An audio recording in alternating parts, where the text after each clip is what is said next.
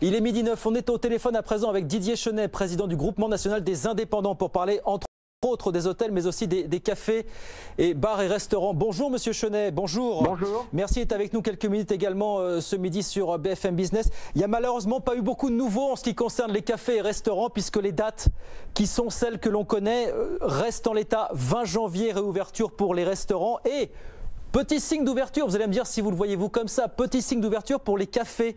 Emmanuel Macron n'avait pas donné de date mardi prochain. On commence à entendre dire que peut-être les cafés et bars, eux aussi, pourraient rouvrir dès le 20 janvier. Est-ce que c'est un moindre mal pour vous? Comment est-ce que vous regardez ça, vous, fondamentalement? Écoutez, oui, c'est un moindre mal, mais vous savez, on commence à être fatigué, je ne vous le cache pas, de toutes ces annonces qui sont après contredites ou qui ne voient pas aboutir donc dans les faits.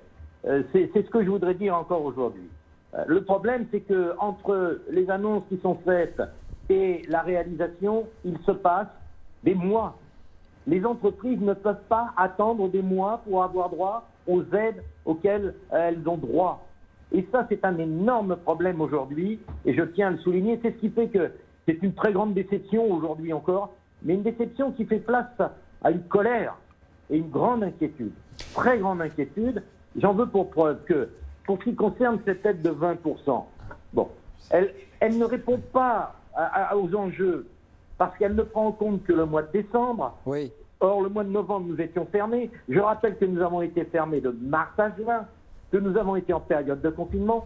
Et puis maintenant, on nous dit que ces 20%, la date de référence, ce serait à -1. Je rappelle qu'en décembre, à -1, il y avait des grèves, et qu'à -2, il y avait des gilets jaunes. Oui, Par conséquent, si, vous voyez, c'est tout le problème. Dès qu'une annonce est faite, notre gros problème après, ce sont les décrets d'application, où là, je peux vous dire que la technocratie de Bercy, s'ingénie à détricoter un certain nombre de mesures.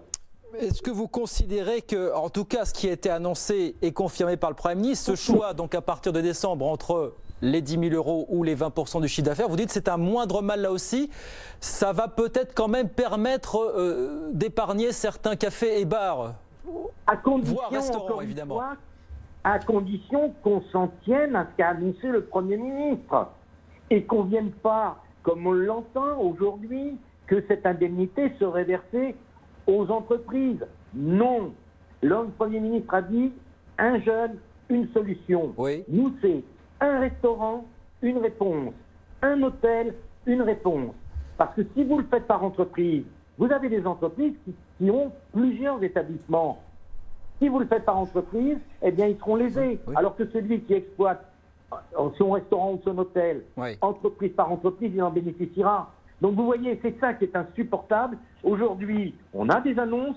On avait même l'annonce du président de la République. Hein. Il parlait de 20% du chiffre d'affaires, lui. Oui. Il ne passe pas de décembre. Et à chaque fois, on se trouve dans une situation... Didier Chenet, on vous a trouvé. Thomas Asportas, c'est une question pour vous, Didier Chenet. Hein. Oui, Didier Chenet, par ailleurs, Jean Castex, visiblement quand même, a l'air de prendre conscience de la difficulté spécifique à votre secteur. Il annonce que 2021 sera l'année de la gastronomie française, qu'il nommera à cet effet une personnalité qualifiée à ses côtés. Et cela voudrait dire, en reprenant les mots du Premier ministre, qu'il mettra en place sur toute l'année des actions de modernisation et notamment de numérisation de votre profession. Là, quelque part, il envoie le signal qu'il va être à vos côtés spécifiquement auprès de vos professionnels pendant toute l'année prochaine. Alors, il va falloir attendre concrètement de voir ce que ça veut dire dans les détails, mais c'est quand même une main tendue à votre profession. Bien sûr, mais dans quel état serons-nous? Si c'est sur un champ de ruines, qu'est-ce que vous voulez qu'on en fasse? C'est ça qu'il faut bien voir. Je voudrais redonner quand même quelques exemples. Bruno Le Maire nous a annoncé que les bailleurs pouvaient bénéficier d'un crédit d'impôt. Eh bien, savez-vous qu'à Bercy, derrière, ils ont rajouté une petite clause qui fait que si jamais il y a un lien de parenté entre le propriétaire et le locataire, il n'avait pas droit au crédit d'impôt. Vous comprenez? C'est tout ça qui, aujourd'hui, nous perturbe. Et puis, je voudrais quand même rajouter une chose. Rien n'a été dit sur les congés payés du chômage partiel. nous ne cessons de le répéter, c'est une bombe à retardement pour nos entreprises. Aujourd'hui, nous sommes obligés d'incrémenter, et nous ne remettons pas en cause le congé payé, bien entendu, du personnel, au chômage partiel. Mais nous sommes aujourd'hui en train de nous mettre sur le dos une dette dont il va falloir s'acquitter au mois de juin sur des congés payés d'un personnel qui n'a pas travaillé chez nous. Et le comble, de ce régime, c'est que Mme Borne a encouragé à embaucher les saisonniers, Oui. quitte à les mettre au chômage partiel. Oui. Quelle est l'entreprise qui, étant fermée et n'ayant aucune recette, va embaucher des saisonniers Oui. au chômage partiel, sachant qu'il va déjà commencer à accumuler des dettes avant même d'avoir ouvert et avant même d'avoir disposé des salariés. Sachant qu'il y aura un surcoût, effectivement, un reste à charge et puis des frais annexes pour loger et nourrir le saisonnier, effectivement, c'est une grande difficulté. Par conséquent, Bien. quand j'entends dire qu'avec le chômage partiel et toutes les mesures, tout est couvert, non, il faut dire la vérité. Et c'est ça, vous voyez, et c'est ça qui fait qu'aujourd'hui, la colère gronde.